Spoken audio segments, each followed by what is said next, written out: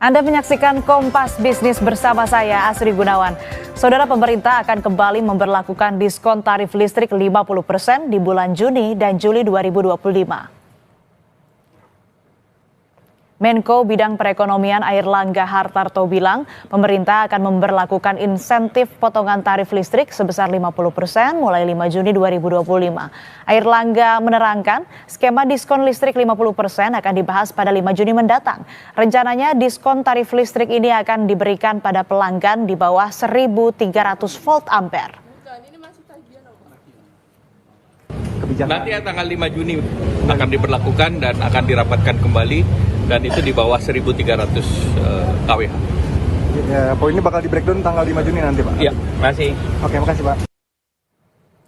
Di bulan Juni nanti, pemerintah telah menyiapkan 6 paket stimulus ekonomi, antara lain diskon transportasi. Diskon yang diberikan mencakup tiket kereta api, pesawat, serta tarif angkutan laut selama masa liburan sekolah. Kemudian 110 juta pengendara ditargetkan akan mendapatkan diskon tarif tol. Pemerintah akan memberikan potongan tarif tol selama musim libur sekolah Juni-Juli. Diskon listrik 50%. Diskon listrik akan berlaku lagi di bulan Juni-Juli. Rencananya diskon hanya diberikan pada pelanggan rumah tangga dengan daya di bawah 1.300 volt ampere. Selanjutnya, bansos pangan. Pemerintah akan menambah alokasi bansos berupa kartu sembako dan bantuan pangan untuk 18,3 juta keluarga penerima manfaat. Dan tak lupa bantuan subsidi upah. Bantuan ini akan diberikan bagi guru honorer dan pekerja dengan gaji di bawah 3,5 juta rupiah atau sesuai upah minimum. Dan juga saudara, bantuan iuran JKK BPJS Ketenagakerjaan. Pemerintah akan memperpanjang program diskon iuran jaminan kecelakaan kerja atau JKK bagi pekerja sektor padat karya yang seharusnya berakhir di bulan Juli 2025. Di tengah sulitnya kondisi ekonomi, pemerintah kembali memberikan diskon tarif listrik 50%. Lalu apa kata warga? Berikut selengkapnya.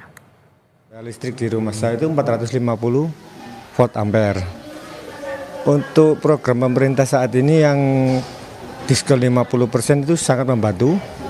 Padahal dari Januari, Februari kemarin itu banyak sangat membantu. Nah, untuk program selanjutnya mungkin bisa dilanjutkan. Terus kedepannya ya untuk dana-dana yang kemarin mau buat beli listrik yang berapa itu bisa saya alokasikan ke anak sekolah. Sangat membantu dan bersyukur. Soalnya yang periode Januari ya sama Februari itu 100 dari 1 bulan, kalau nggak ada bantuan dari pemerintah itu minimal 200 habis bayar listrik itu. Kalau ada bantuan ya agak terbebani. Yang selama ini berarti 100 untuk 2 bulan, otomatis ada uang sisa yang sebenarnya untuk bayar listrik itu dialokasikan kemana, Pak? Dipindahkan untuk alokasi dana apa? Istilahnya ya buat ke dapur, belanja istri itu loh. Kalau biasanya tuh 15 hari sekali mikir ngisi token 100.000. Kalau ada subsidi kan enak, pikiran agak nggak tertekan. Alhamdulillah bisa meringankan bebannya warga ini. Kalau saya paling banyak ya 100.000.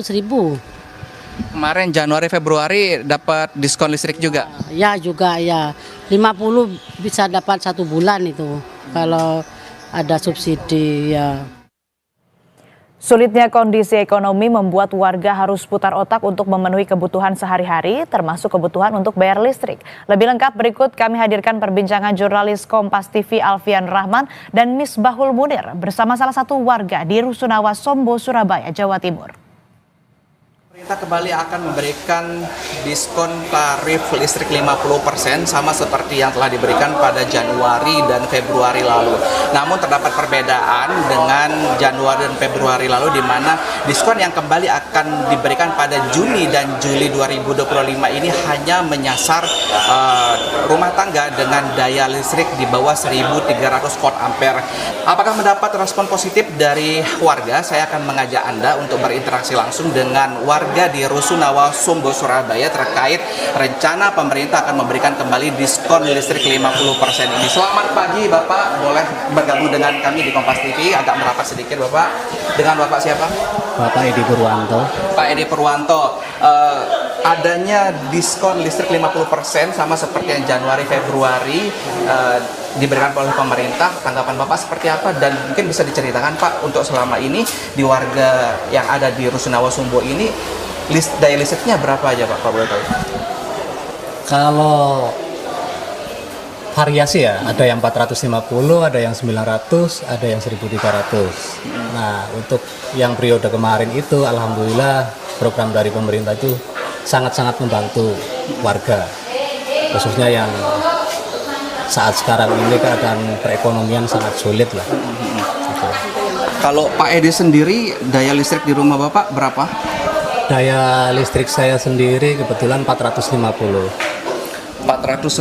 volt ampere ya Pak ya. Betul. Yang apa namanya untuk bulanan biasanya bayar listrik berapa nih Pak Edi? Biasanya rata-rata itu 50 per bulan. 50.000. Sendiri mungkin bisa mewakilkan warga di Rusunawa Sumbo, keadaan ekonomi menurut Bapak seperti apa sih sekarang, dan bagaimana caranya Bapak untuk membagi penghasilan Bapak untuk memenuhi kebutuhan harian dari keluarga? Kalau penghasilan ya dibilang cukup ya cukup, dibilang enggak ya enggak.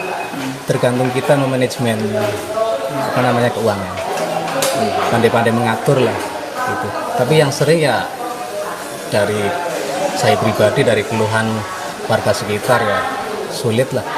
Ya itu dia saudara, dan seperti yang kita ketahui Menko Perekonomian Erlangga Hartarto sendiri menjelaskan bahwa program pada bulan Juni dan Juli 2025 ini akan menyasar sebanyak 79,3 juta kepala keluarga atau rumah tangga, di mana yang terdata tersebut di bawah 1.300 volt ampere.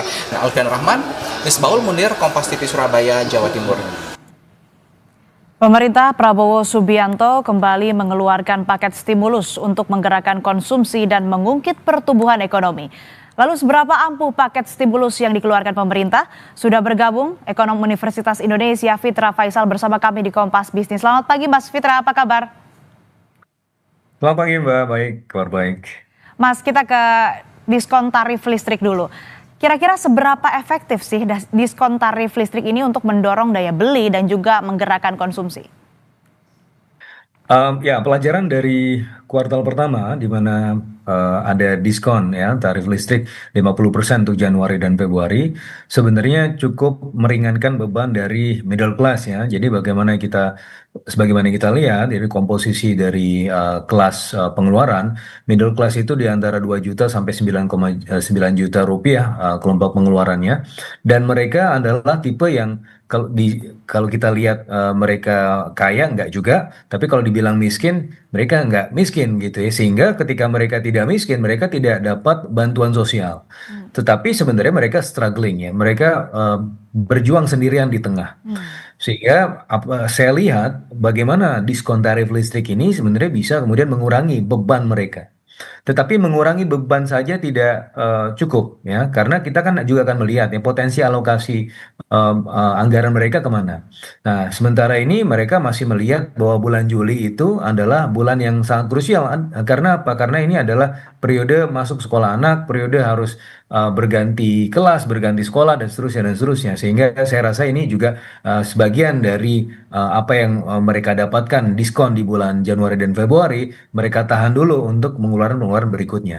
Kenapa? Karena dari sisi kepercayaan ya, bagaimana kita lihat dari indeks kepercayaan konsumen di bulan Maret itu justru anjlok padahal masa Lebaran ya 121 terendah semenjak 5 bulan terakhir. Ini artinya apa? Mereka melihat bahwa sebenarnya kondisi pekerjaan mereka belum sustainable, tapi di sisi yang lain pengeluaran mereka terlihat ke depan itu sudah jelas ya untuk pengeluaran ini dan pengeluaran itu, sehingga kecenderungan mereka adalah saving ya ketimbang melakukan pengeluaran atau spending. Nah, sehingga yang juga tidak kalah penting adalah meningkatkan kepercayaan konsumen sehingga mereka mau belanja ya, dan itu yang bisa kemudian memacu pertumbuhan ekonomi kita di kuartal kedua. Oke, cukup meringankan beban middle class yang solo fight lah ya. Tapi kan ke depan juga tadi Mas Fitra bilang akan ada banyak kebutuhan. Nah, apakah 6 paket stimulus ini termasuk yang utamanya tadi diskon tarif listrik 50% tepat untuk mengatasi persoalan ekonomi yang kita hadapi? Kalau kita lihat data BPS juga menunjukkan ekonomi Indonesia di periode Januari hingga Maret ini hanya tumbuh 4,87%, Mas Fitra. Sementara konsumsi yang jadi motor utama ekonomi Indonesia juga hanya mampu tumbuh 4,89%. Keduanya di bawah standar pertumbuhan 5%. Ini bagaimana, Mas Fitra? Ya, keduanya suboptimal. Karena kalau kita lihat salah satu komponen lagi dari pertumbuhan ekonomi yaitu pengeluaran pemerintah justru terkontraksi 1,38% ya di kuartal pertama tahun lalu, tahun ini. Tapi dibandingkan dengan tahun lalu misalnya ya, tahun lalu itu di kuartal pertamanya kenapa kita bisa tumbuh 5,11%? Salah satunya juga karena pemerintah itu mengeluarkan anggarannya secara eksesif ya, di front load di awal ya, bagaimana secara year on year di tahun 2024 pengeluaran pemerintah itu 20%. Sementara di tahun ini di kuartal pertama itu pengeluarannya cuma tinggal bahkan terkontraksi 1,38%. Nah, ini pelajarannya. Sehingga ketika pemerintah ingin mengeluarkan stimulus-stimulus mulai dari kuartal kedua, saya rasa itu sangat baik ya untuk kemudian membangun fondasi ekonomi kita terutama di kuartal kedua, Mbak Astrid. Oke. Lalu apakah 6 stimulus tadi ini bisa kita sebut krusial begitu, karena kan beberapa hari besar seperti Natal dan Tahun Baru juga sudah lewat. Tapi kalau kita lihat di rentang waktu yang pendek begitu ya, di dalam waktu dekat akan ada Idul Adha juga. Nah, ini kira-kira bisa mendongkrak daya beli atau konsumsi, Mas Fitra? Ya, ini kita akan menghadapi libur panjang berikutnya ya, di akhir Mei sampai awal Juni ya. Ini mudah-mudahan dengan diskon transportasi, tarif tol itu juga bisa kemudian memajukan ya potensi ekonomi daerah. Karena pelajaran di kuartal pertama tahun lalu sekali lagi, itu selain Lebaran juga ada pengeluaran pemerintah dan juga kepercayaan masyarakat itu sedang berada dalam tinggi-tingginya gitu ya. Sehingga saya rasa ini suatu hal yang bisa kemudian kita lihat di kuartal kedua perkembangannya, di mana ketika sektor pariwisata itu flourishing sebagaimana di kuartal 1 tahun lalu, itu bisa signifikan untuk meningkatkan potensi pertumbuhan ekonomi. Dan yang juga tidak kalah pentingnya Mbak Asri, kita juga akan melihat di paket stimulus itu ada perpanjangan diskon iuran.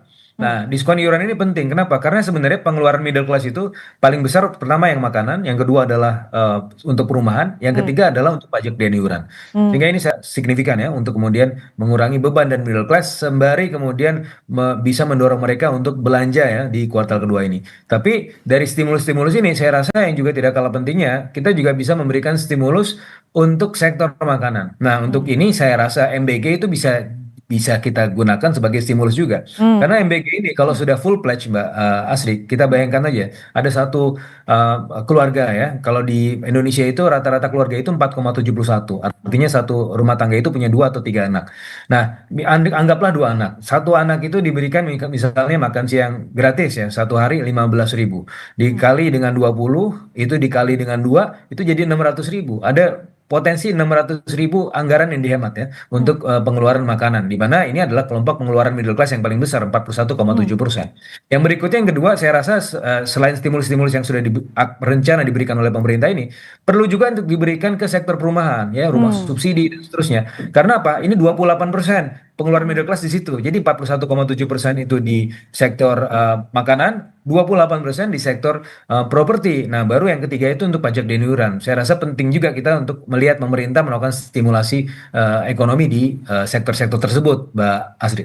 Ya, stimulus juga diharapkan bisa merambah ke sektor lain yang tadi dianggap juga krusial ya, Mas Fitra. Tapi yang tidak kalah pentingnya adalah bagaimana kemudian membangkitkan dan meningkatkan kepercayaan konsumen untuk akhirnya mereka bisa meningkatkan daya beli dan juga konsumsi. Kita nanti akan bahas usai jeda, tapi tetaplah di Kompas Bisnis.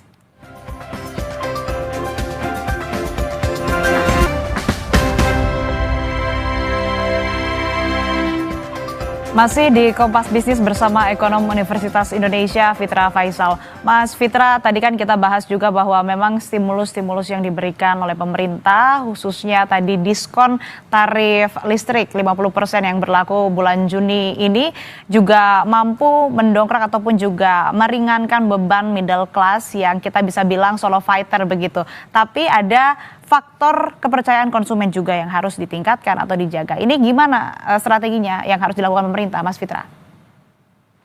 Iya, jadi pemerintah harus mampu untuk menjaga ekosistem bisnis ya, supaya tetap positif ya. Bagaimana kita melihat year to date saja, Mbak Asri, sudah 24.000 orang yang di PHK ya, karena adanya permasalahan di industri padat karya. Sehingga saya rasa pemerintah juga perlu untuk memberikan stimulasi-stimulasi kepada industri, tidak hanya kepada pekerjanya, tapi kepada industri sebagai tempat kerja di sektor formal ya. Karena ketika mereka terlempar dari sektor formal ke sektor informal, mereka mungkin masih bisa tetap bekerja ya, tapi terserap di informalitas dan pada akhirnya income mereka anjlok. Sehingga penting sekali untuk menjaga ekosistem bisnis ya, untuk tetap positif. Bagaimana stimulasi itu juga diberikan kepada industri dan bagaimana berita-berita terkait dengan premanisme yang melakukan pemalakan ya terhadap industri dan juga investor itu juga bisa dimoderasi ya. Kita juga sudah melihat bagaimana Satgas itu sudah berencana untuk dibentuk oleh pemerintah. Nah, hal-hal seperti ini yang saya rasa bisa meningkatkan potensi kepercayaan konsumen di kuartal kedua sehingga pada akhirnya ya mereka akan menggunakan uangnya untuk belanja gitu, Mbak Asri. Mas, tapi saya pengen penegasan aja sih dari 6 paket stimulus yang dikeluarkan pemerintah ini, apakah sudah cukup untuk mendongkrak atau meningkatkan daya beli dan konsumsi? Kalau cukup, tidak ada yang cukup, Mbak. Tapi kita kan terbatas ya dari sisi fiskal ya. Bagaimana memang di kuartal kedua ini kita sudah mendengar bahwa APBN kita sudah surplus lagi ya, 4 triliun kemarin dari pengumuman di bulan April. Tetapi itu sebenarnya karena memang kita belum banyak ya mengeluarkan aktivitas spending di kuartal kedua tahun ini. Nah, sehingga ya heads up-nya adalah ketika ini terlalu banyak aktivitas spendingnya, memang di satu sisi bisa melumasi perekonomian, tetapi di sisi yang lain ada dari sisi pembiayaan ini bisa kemudian akan bertambah besar ya, sehingga risiko pembiayaan akan menjadi lebih signifikan. Nah, ini permasalahannya yang sedang dihadapi oleh pemerintah. Tetapi kalau ingin menambah beberapa hal lagi yang lebih strategis menurut saya, seperti yang tadi saya sampaikan, juga masuk ke sektor makanan dan juga sektor perumahan. Ya, MBG itu bisa difungsikan juga untuk melakukan untuk difungsikan sebagai stimulus ya di sektor makanan. Ya, mudah-mudahan MBG ini bisa secara ideal ya terlaksana karena yang tadi saya sampaikan ya kalau kita lihat keluarga itu punya 2 anak, seminimal-minimalnya mereka bisa hemat 500.000 untuk ongkos makanan ya, harian anak-anaknya ya per bulan. Nah, dan di sisi yang lain kalau kita lihat dari breakdown dari sisi pengeluaran middle class itu juga masuk ke sektor properti ya. Jadi subsidi rumah, iuran rumah dan seterusnya itu juga saya rasa perlu untuk diluncurkan juga ya di kuartal kedua tahun ini untuk mengurangi beban middle class sembari juga mendorong mereka untuk melakukan spending yang lebih signifikan di kuartal kedua tahun ini, Mbak Asri. Tapi kalau kita bandingkan dengan 2 stimulus sebelumnya yang telah dikeluarkan pemerintah, apakah dampaknya ini akan sama atau berbeda? Kalau misal kita mengacu ke stimulus di triwulan pertama tahun 2025, meski ada 15 paket ekonomi komplit ya, namun ekonomi ini kan kalau kita lihat tetap tumbuh di bawah 5% begitu, Mas Fitra.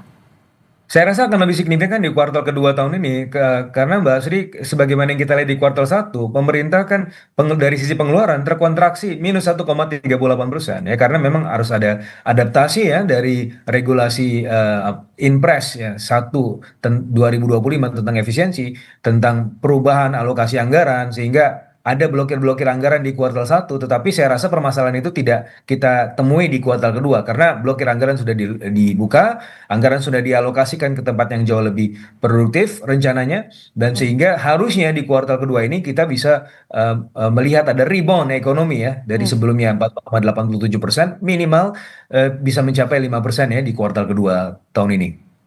Dampak dari 6 paket stimulus ini apakah hanya berdampak jangka pendek atau dampaknya jangka panjang, Mas Fitra? Tentu ini sifatnya ad hoc ya, karena biar bagaimanapun paket, yang namanya paket itu kan terbatas ya, sifatnya bukan long lasting. Nah, untuk bisa kemudian menjamin sustainability dari perekonomian, terutama dari sisi konsumsi, maka tadi sektor formalnya itu harus diperbesar ya. Karena kejatuhan dari sektor formal ke sektor informal itu yang kemudian membuat middle class itu anjlok income-nya ya selama 5 tahun terakhir. Dan kalau kita lihat dari sisi tabungan, jumlah tabungan bukan tabungan middle class saja, tabungan rata-rata masyarakat kita itu tinggal 1,7 juta rupiah Mbak Asri per bulan Februari dan Maret, data dari LPS secara rata-rata ya. Nah, ini jatuh dari 5 tahun yang lalu yaitu 3 juta rupiah, hampir setengahnya. Makan tabungan. Kenapa? Karena income-nya terbatas. Kenapa income-nya terbatas? Anjlok karena mereka terlempar dari sektor formal yang mana itu adalah industri. Sehingga ketika pemerintah bisa fokus kepada industrialisasi, maka ini bisa kemudian memperbesar sektor formal, menaikkan potensi pendapatan masyarakat, dan pada akhirnya kita bisa melihat sustainability dari konsumsi ke depan akan lebih signifikan lagi, dan pertumbuhan ekonomi yang di atas 5% akan terrealisasi menurut saya, Mbak Asri. Kita lebih spesifik lagi soal diskon tarif listrik 50%. Ini apakah cukup? Apakah ampuh untuk menambal masalah konsumsi dengan insentif tersebut, atau perlu ada isu struktural lain yang diatasi, Mas Fitra? Isu struktural tadi yang saya sampaikan ya, bagaimana industrinya, tetapi untuk di jangka pendek ini ad hoc ya, karena middle class itu yang seperti yang saya sampaikan tadi, dia bukan orang kaya, tapi dia juga bukan orang miskin, sehingga ketika mereka kesulitan, mereka tidak berhak dapat bansos ya. Ada yang memang dapat bansos, tapi mereka bukan kelompok yang berhak dapat bansos ya rata-rata. Sehingga ketika ada diskon tarif listrik, yang mana ini sebenarnya adalah mengurangi beban mereka. Ini saya rasa signifikan ya untuk mengurangi beban dari middle class tersebut. Tetapi tentunya harapan saya juga ada tambahan stimulus lain, yang mana itu fokus pada pengeluaran middle class yang tadi saya sebutkan, Mbak Asri. Nah, di kuartal selanjutnya juga diharapkan kondisinya lebih baik ya kalau melihat dengan insentif-insentif dan stimulus yang diberikan oleh pemerintah. Tapi tadi catatannya dari Mas Fitra bahwa memang stimulus yang diberikan, 6 paket stimulus ekonomi terhadap masyarakat ini mampu setidaknya meringankan beban middle class, tapi ada perlu banyak lagi isu struktural yang perlu dilakukan. Salah satunya mungkin stimulus terhadap industri juga, kemudian subsidi iuran rumah, kemudian tadi kepercayaan konsumen yang harus dijaga, mungkin salah satunya dengan adanya stabilitas harga. Terima kasih Mas Fitra Faisal, ekonom Universitas Indonesia, telah bergabung bersama kami di Kompas Bisnis. Sehat selalu, Mas Fitra. Saudara, hari ini Polda Metro Jaya akan memanggil Rismon Sianipar sebagai saksi atas kasus tudingan ijazah palsu Presiden ke-7 RI.